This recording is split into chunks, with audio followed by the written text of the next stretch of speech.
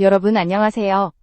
오늘 영상에서는 2025년 KBO 무대를 뒤흔든 외국인 타자 10명의 운명을 파헤쳐 보겠습니다. 재계약의 영광을 안을 것인지, 아니면 방출의 냉혹한 결정을 맞이하게 될 것인지, 지금부터 그들의 이야기를 시작합니다. 먼저 키움 히어로즈의 루벤 카디네스입니다. 시즌 초반 단 12경기 만에 OPS 1.183이라는 폭발적인 수치를 기록하며 리그 전체를 놀라게 했습니다. 키움 팬들에게도 이번에는 다르다는 기대를 안겨주었죠. 그러나 그 빛은 오래가지 않았습니다. 이후 83경기 동안 카디네스가 보여준 성적은 OPS 0.172. 그야말로 처참한 현실이었습니다. 팔꿈치 통증으로 이탈했다가 간신히 복귀했지만 다시 손가락 골절로 시즌 아웃. 결국 한 시즌 절반도 소화하지 못한 채 실험적인 영입으로 끝나버렸습니다. 문제는 단순히 부상이 아니었습니다. KBO 특유의 타이밍 싸움과 바깥쪽 슬라이더 공략에서 번번이 무너졌고, 결국 키움이 외국인 타자 2명 체제를 유지하는 데 있어 큰 기회비용이 되어버렸습니다. 한 자리를 차지하고도 확실한 장타력을 보장하지 못하면서 팀 타선 전체의 밸런스를 흔든 셈이었죠. 초반 반짝 활약은 착시였을 뿐, 냉정하게 보면 내년 재계약 가능성은 거의 없습니다. 두 번째는 KT 위즈의 앤드류 스티븐슨입니다. 빠른 발과 안정된 수비, 성실한 허슬 플레이로 두산형 외국인 선수 같다는 평가를 받았습니다. 하지만 KT가 원했던 것은 달랐습니다. 로하스의 공백을 메울 즉시 장타력이 필요했는데 OPS 0.763이라는 기록은 다소 애매했습니다. 성실함과 팀워크, 클럽하우스 분위기에서는 플러스 요인이었지만 외국인 타자에게 기대되는 한 방은 부족했습니다. KT가 현재 지향하는 야구는 단순히 안정감이 아니라 파괴력입니다. 스티븐스는 좋은 조각이지만 핵심 퍼즐은 아니었던 것이죠. 내년 재계약을 한다면 연봉 상승도 불가피합니다. 그러나 기대값 대비 리스크는 크고 KT의 리빌딩 방향성에도 맞지 않습니다. 결국 선택은 단순합니다. 안정적인 조력자를 유지할 것인가, 아니면 새로운 거포를 영입해 팀의 철학을 바꿀 것인가. 이 갈림길에서 KT는 냉정한 결정을 내려야만 합니다. 여기서 잠시 영상을 시청해주시는 여러분께 감사의 말씀을 드립니다. 구독과 좋아요, 그리고 채널 등록은 저에게 더 큰 힘이 됩니다. 꼭 눌러주시고 함께해주세요. 이제 우리는 다음 주자로 넘어가야 합니다. 한화 이글스의 에릭 리베라, 그리고 롯데 자이언츠의 빅터 레예스가 기다리고 있습니다. 이들의 운명은 어떻게 흘러갔을까요? 한화 이글스의 에릭 리베라부터 살펴보겠습니다. 7월, 단 13경기에서 9번의 멀티히트를 기록하며 OPS 0.937이라는 성적을 찍어내자 팬들은 마치 영화 속 주인공을 보는 듯한 충격을 받았습니다. 빠른 발, 날카로운 컨택, 그리고 허슬 플레이까지 단기간에 보여준 임팩트는 강렬했습니다. 그러나 시즌은 길었습니다. 투수들이 빠르게 적응하며 변화구와 바깥쪽 승부를 집중하자 그의 장타력은 눈에 띄게 약화되었고 결국 어깨 부상으로 시즌을 마무리해야 했습니다. 단기적으로는 반짝했지만 장기 리그에서 검증되지 못한 채 많은 물음표를 남겼습니다. 내년에도 외국인 슬롯을 그에게 맡길 수 있을까요? 특히 어깨 부상은 단순한 복귀 여부를 넘어 장타력 회복과 직결되는 문제입니다. 리빌딩을 넘어 상위권을 노리는 한화가 불확실성을 감수할 이유는 희박합니다.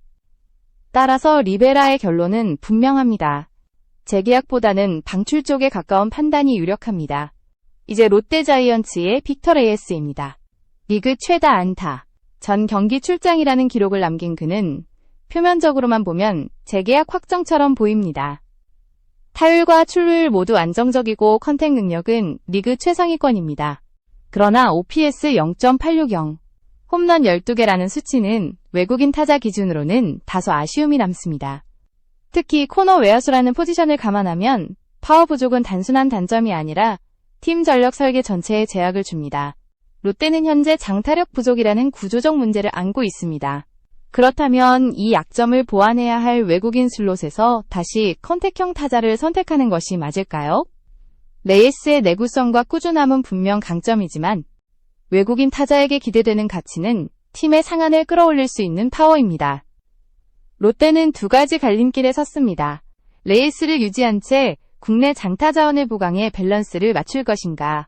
아니면 아예 외국인 슬롯을 새로운 거포로 교체할 것인가? 안정감과 파괴력. 어느 쪽을 선택하느냐에 따라 팀의 성격이 달라질 수밖에 없습니다. 이제 우리는 또 다른 강타자로 시선을 옮깁니다. KIA 타이거즈의 패트릭 위즈덤, 그리고 두산 베어스의 제이크 케이브. 두 선수의 운명은 어떻게 그려질까요? KIA 타이거즈의 패트릭 위즈덤을 먼저 살펴봅시다. 그는 시즌 동안 30개의 홈런을 때려내며 OPS 0.800대 후반을 기록했습니다. 숫자만 보면 충분히 리그 최상급 외국인 타자라 할 만합니다. 그러나 현장에서 느껴지는 평가는 조금 다릅니다.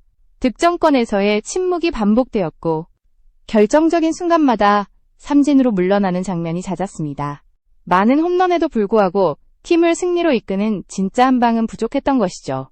위즈덤은 전형적인 3-2로 아웃컴 타자, 즉 홈런, 볼넷, 삼진의 성적이 집중된 유형입니다.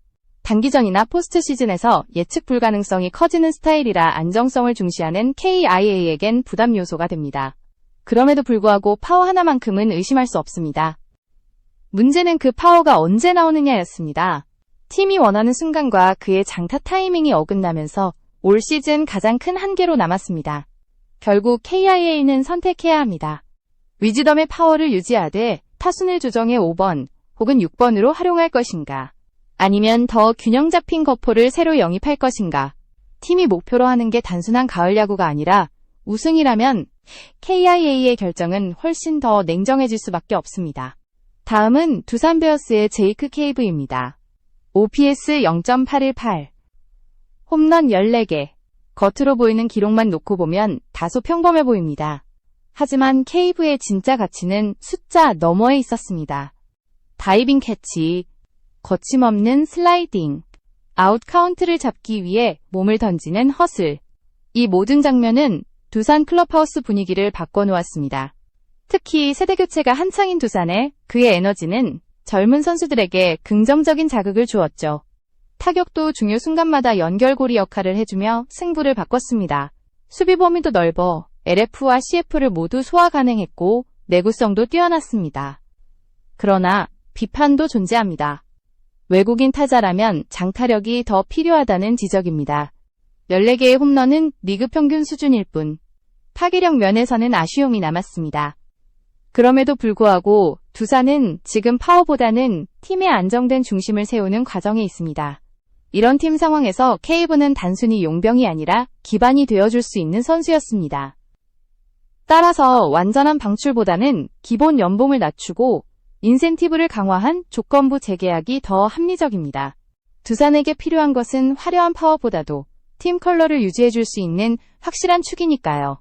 이제 우리는 SSG 랜더스의 기에르모 에레디아, 그리고 NC 다이노스의 제이슨 마틴으로 향합니다. 후반기에 반등한 에레디아와 부상 속에서도 파괴력을 보여준 마틴. 두 선수의 갈림길은 어떻게 그려질까요? SSG 랜더스의 기에르모 에레디아부터 보겠습니다. 시즌 초 허벅지 통증과 함께 찾아온 부진은 심각했습니다. OPS는 0.7대에 머물렀고 수비에서도 집중력이 떨어진다는 지적을 받았죠. 그러나 후반기에 그는 완전히 다른 모습으로 돌아왔습니다. 타율 4할을 돌파하며 8월 한 달 OPS는 1.119라는 경이로운 수치를 기록했습니다. 그야말로 MVP급 활약이었습니다. 중요한 것은 이 반등이 단순한 반짝이 아니었다는 점입니다. 2023년 KBO 타격왕을 차지했던 그는 원래부터 컨택 능력과 라인 드라이브 타구질, 빠른 발을 모두 갖춘 타자였습니다. 초반 부진은 허벅지 부상으로 인한 밸런스 붕괴에서 비롯된 것이었고 몸이 회복되자마자 즉시 반등이 찾아온 것입니다. 그러나 나이와 몸값은 고민거리입니다. 34세, 연봉 180만 달러. 여전히 클래스는 있지만 구단이 이 가격을 계속 지불할지는 의문입니다. 해결책은 명확합니다. 기본 연봉을 낮추고 OPS, 출전 경기수 등을 기준으로 인센티브를 강화한 계약 구조. 이렇게 한다면 구단은 리스크를 줄이고 선수는 동기부여를 유지할 수 있습니다. 결국 에레디아의 결론은 연봉 조정 전제의 재계약이 가장 현실적입니다. 그는 단순한 용병이 아니라 중상위권 타선을 안정시키는 핵심 연결고리이기 때문입니다. 이제 NC 다이노스의 제이슨 마틴입니다. 시즌 내내 허리, 햄스트링, 갈비뼈 등 크고 작은 부상에 시달리며 50경기 이상 결장했습니다. 팀은 중심 타선의 공백을 감당해야 했죠. 그럼에도 불구하고 그는 여전히 재계약 후보 명단에 올랐습니다. 이유는 간단합니다. OPS 0.950 이상의 압도적인 파괴력, 복귀 후 보여준 연속 홈런과 초구장타는 그 파워가 여전히 유효하다는 걸 증명했습니다. NC는 그에게 팀옵션 $170만 갖고 있습니다. 이는 구단 입장에서 매우 강력한 보험입니다. 시즌 전 캠프에서 몸 상태에 이상이 없다면 옵션을 행사해 DH 위주로 기용하는 전략도 충분히 고려할 만합니다. 물론 클러치 상황에서 약점을 드러냈다는 비판이 있지만 표본을 늘려보면 회귀 가능성이 크고 변동성이 큰 지표라는 점도 감안해야 합니다. 결국 NC는 리스크를 옵션으로 흡수하고 대가로 KBO 최상위권 장타력을 한 시즌 더 확보할 수 있습니다. 선택은 명확합니다. 건강이 담보된다면 재계약은 유력합니다. 이제 LG 트윈스의 오스틴 딘과 삼성 라이온즈의 루인 디아즈가 남았습니다. 두 선수는 각각 팀의 우승창과 미래를 책임지는 핵심으로 떠올랐는데 이들의 운명은 어떻게 이어질까요? LG 트윈스의 오스틴 딘을 살펴보겠습니다. 시즌 초반 그는 흔들렸습니다. 5월부터 6월 중순까지 장타가 실종되었고 타격 메커니즘까지 불안정해지면서 OPS가 0.700 중반까지 추락했죠.